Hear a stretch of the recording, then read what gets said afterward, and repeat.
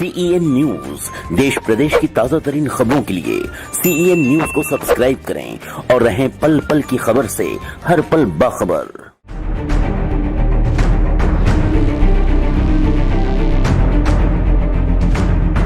हिंसेला हिंसेने नाही तर शांतीने उत्तर दिलं पाहिजे। बुद्धाच्या या मार्गावर आंबेडकरी अनुयायी चालत आहेत।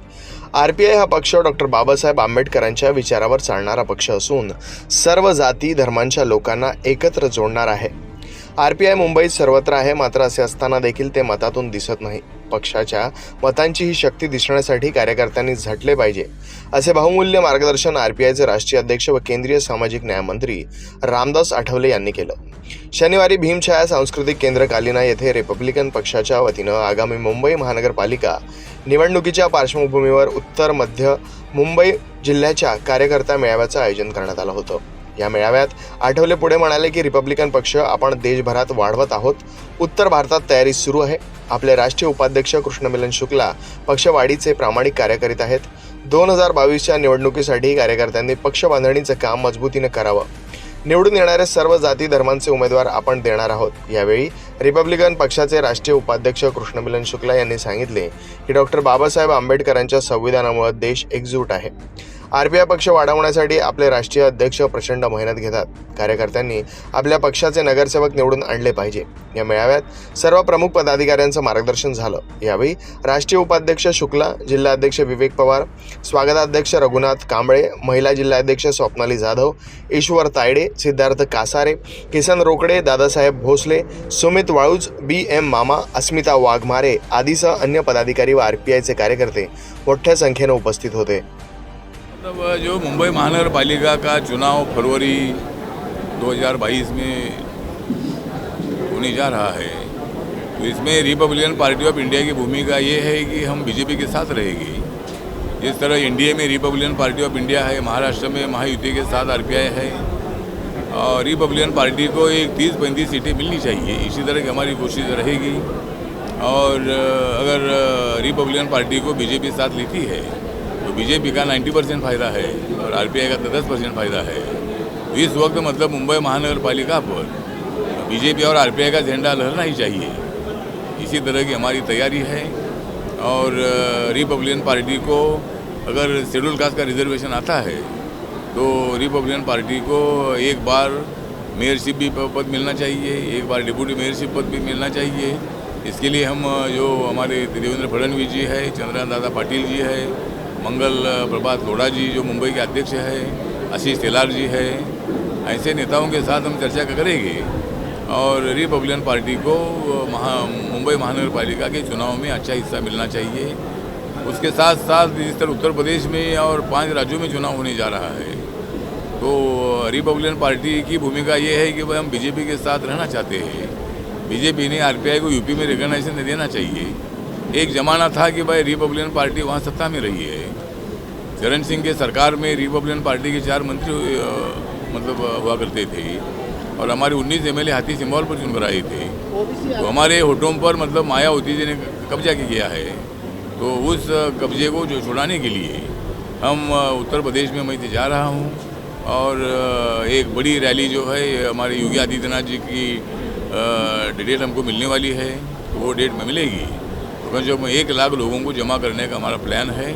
तो अगर हमारी रैली सक्सेस होती है तो BJP ज़रूर RPI को 8-10 सीटें दे सकती है और उत्तर प्रदेश में दोबारा 300 से ज़्यादा सीटें BJP को मिलनी चाहिए, क्योंकि अभी किसानों का आंदोलन भी खत्म हो चुका है।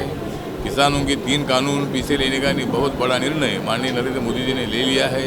इसलिए पूरे किसानों में मतलब उत्साह का वातावरण भी है और उसका फ़ायदा उत्तर प्रदेश के चुनाव में होगा, उत्तराखंड में होगा, पंजाब में भी होगा और 5 राज्यों में BJP सत्ता पे आ जाएगी। खाली पंजाब में थोड़ा प्रॉब्लम हमको दिखता है, लेकिन वहाँ अमरिंदर सिंह और BJP RPI हम साथ में रहेंगे तो पंजाब में भी मतलब हमारी सत्ता आ सकती है। अभी गोवा में BJP की सत्ता है, उधर भी सत्ता आएगी। उत्तराखंड में BJP की सत्ता है, उधर भी सत्ता आ जाएगी। मणिपुर में BJP NDA की सत्ता है, उधर भी सत्ता आ जाएगी। तो इसी तरह मतलब 5 राज्यों में मतलब NDA को सत्ता मिलेगी।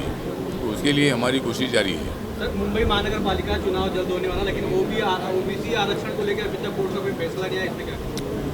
हाँ, तो मतलब OBC को आरक्षण मिलना चाहिए, क्योंकि कई सालों से ओबीसी को 27% आरक्षण स्थानीय स्वराज्य संस्था में मिलता था, तो सुप्रीम कोर्ट के मतलब जजमेंट के बाद उसको मतलब वो नहीं मिल पा रहा है। तो मुझे लगता है कि सुप्रीम कोर्ट का फैसला जल्दी आना चाहिए और ओबीसी जो है, ओबीसी को जिस तरह पहले आरक्षण मिलता था स्थानीय स्वराज्य संस्था में, उसी तरह का आरक्षण मिलना चाहिए। ये हमारी पार्टी की भूमिका है। आज जो उत्तर मध्य मुंबई जिला का कार्यकर्ताओं का मेड़ावा रखा गया था, ये महानगर पालिका के चुनाव की तैयारियों को मद्देनज़र रखते हुए रखा गया था और कार्यकर्ताओं को एक तरीके से आवाहित किया गया है कि आप सबको जो है बाबा साहब आम्बेडकर के एक स्वप्न को पूर्ण करना होगा और एकजुट होकर चुनाव लड़ना, चुनाव में सम्मिलित होना पड़ेगा, क्योंकि हम हर जगह कार्य तो करते हैं, अगर कहीं भी कुछ कष्ट होता है या कुछ तकलीफ़ होती है तो सबसे पहले आरपीआई के नेता, आरपीआई के कार्यकर्ता उस जगह पे पहुंच जाते हैं। तकलीफ़ तो ये है कि हमारे आरपीआई नेताओं को फिर बाद में वोट देने वही आरपीआई के लोग आते नहीं हैं, तो उनको कहीं ना कहीं हमको एकजुट करना होगा और हमें आपस में एकत्रित होकर इस महानगर पालिका चुनाव में अपने बहुमत को साबित करना होगा। देखिए, चुनाव लड़ना देश सेवा का एक कारण नहीं हो सकता है और चुनाव लड़ना इतना आसान नहीं होता है। चुनाव लड़ना कोई एक बहुत सरल कार्य नहीं है। चुनाव लड़ के जीतना और उसके बाद बहुत कठिन परिश्रम करना पड़ता है, जो हमने अपने राष्ट्रीय नेता से देखा है। उन्हें 6 घंटे की नींद भी महसूस नहीं होती है, वो रात दिन दौड़े रहना चाहते हैं। मैं चाहता हूं कि मैं देश सेवा करूं और कम से कम 8 घंटा तो घर में सोऊं, इसीलिए मैं चुनाव नहीं लड़ना चाहता। निस्वार्थ रूप से बाबा साहब की पार्टी को मैं अपना समर्थन समर्पित और संगठन के लिए अपने सहयोग देना चाहता हूं। बहुत पहले आरपीआई पार्टी के कई वहाँ पे सांसद भी चुन के आए थे उत्तर प्रदेश में। ये लोगों के इतिहास को शायद अब लोगों ने भुला दिया है। वो हमारी खोई हुई ज़मीन को अब हमें वापस लेना है।